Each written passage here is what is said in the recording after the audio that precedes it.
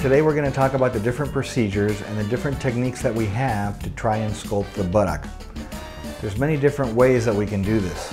Perhaps the most famous and the most popular is what you've heard of as the Brazilian buttock lift. That's essentially taking fat from different parts of the body, preparing it, and then transferring the fat to the buttock area, mainly to make it bigger. I ended up perfecting that and essentially not making it just about making the buttock bigger, but about making a better contour, a better shape. So it was more about sculpting the buttock than it was about augmenting the buttock. But not everybody is a sole candidate for the Brazilian buttock lift, because sometimes the buttock will have other issues going on that need to be addressed. One of these areas that we're going to talk about today, and it's an area that not many plastic surgeons really pay attention to, but when you do, it makes a tremendous difference in the overall aesthetics of the buttock. The area that I'm talking about is what is known as the inner gluteal fold. That's the zone that's in between the gluteal areas that has a little bit of fullness to it.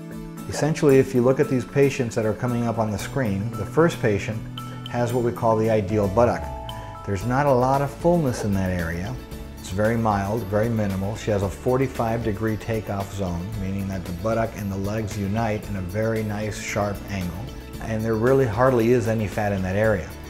But as fat starts to build up in that inner gluteal section, as you can see in the pictures, you start to change the angle from a 45-degree takeoff to more of a horizontal 90-degree angle. And the aesthetics start to decrease and it does not become as attractive.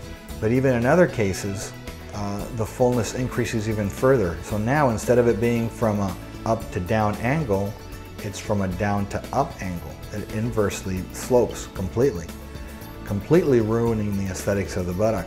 And that's what we call the dirty diaper look. Now, depending on how dirty the diaper is or how full the diaper is, it will give you a different look altogether. But not all is lost, because there's ways to change this diaper. Essentially, there's a procedure called the Miami thong lift, whereby making incisions inside of San Andreas fault, meaning right down the center of the crack. Even though there's a whole lot of shaking going on, you really can't see that scar. The scar remains completely hidden.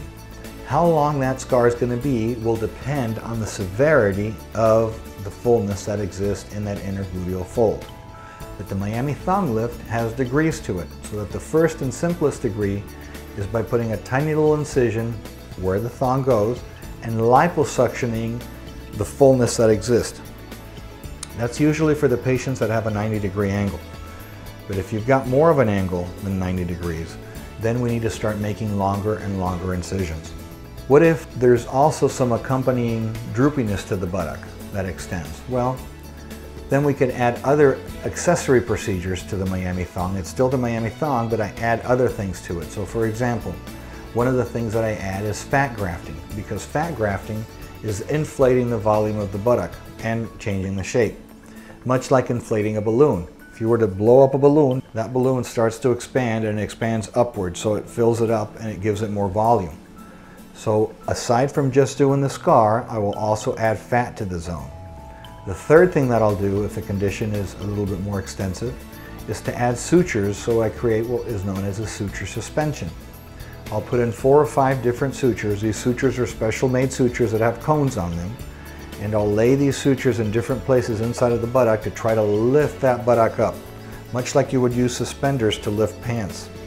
So we've talked about really the inner part of the buttock, but we really haven't discussed anything about the outer part. What happens when the buttock starts to droop on the outer or lateral portion of it?